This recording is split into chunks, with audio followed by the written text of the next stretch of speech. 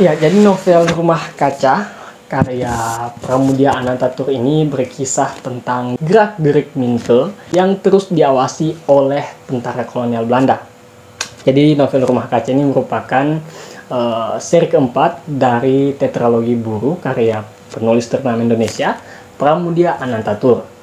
Tetralogi Buru merupakan rangkaian seri 4 novel yang ditulis oleh Pramudia Anantatur ketika ia diasingkan di Pulau Buru dari tahun 1965 hingga 1979. Novel yang diterbitkan penerbit Lentera di Pantara pada tahun 1988 ini berisi 646 halaman dan sempat dilarang peredarannya sewaktu rezim Orde Baru, baik itu seri pertama, kedua, dan ketiga, sebab pemerintah menuduh bahwa novel-novelnya ini mengandung atau menyebarkan paham Marxisme-Leninisme.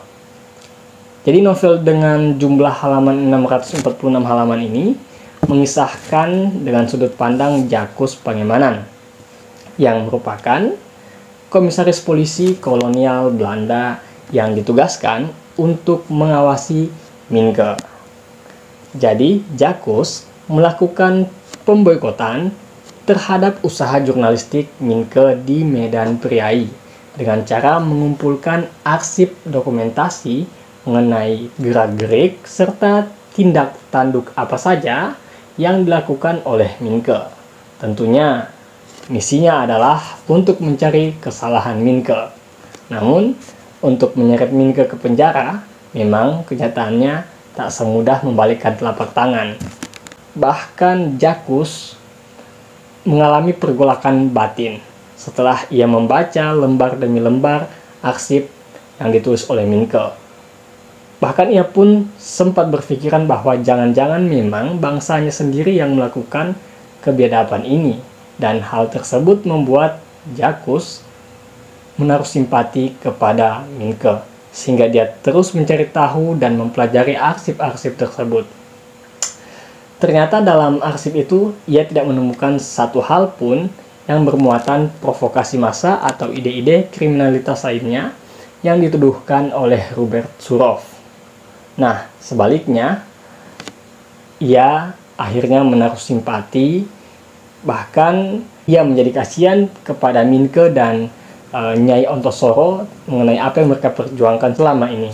Jika dilihat dari sudut pandang Minke, mungkin ia juga akan melakukan hal yang sama, akan memperjuangkan hak-hak bangsanya, namun ketakutan akan jabatan yang disematkan oleh pemerintah Hindia Belanda kepadanya membuatnya kurang berani membela Minke di depan pejabat gubernur jenderal Hindia Belanda. Ya, jadi kawan-kawan memang terkadang khususnya laki-laki ya, ketika dapat jabatan itu akan goyah, apalagi sudah punya harta, pasti akan mengoleksi wanita juga biasanya. Kita lanjut. Akhirnya ia dihantui perasaan bersalahnya, sehingga sewaktu Minke diasingkan ke Pulau Buru, ia menyerahkan arsip-arsip Minke kepada Nyai Ontosoro, dan akhirnya arsip tersebut dibukukan dengan judul Rumah Kaca. Nah, jadi kurang lebih seperti itu isi dari seri terakhir tetralogi Buru ini. Nah, dari seri pertama hingga terakhir ini sebenarnya banyak sekali pelajaran yang bisa kita petik, namun untuk mendapatkan pemahaman yang utuh atas peristiwa-peristiwa dalam novel ini, sebaiknya kawan-kawan sekalian membaca novelnya dari awal hingga akhir. Dan kalau sudah, saya sangat senang sekali jika kawan-kawan sekalian mau berbagi pandangan tentang novel ini. Silahkan nanti ditulis di kolom komentar. Oke, terima kasih.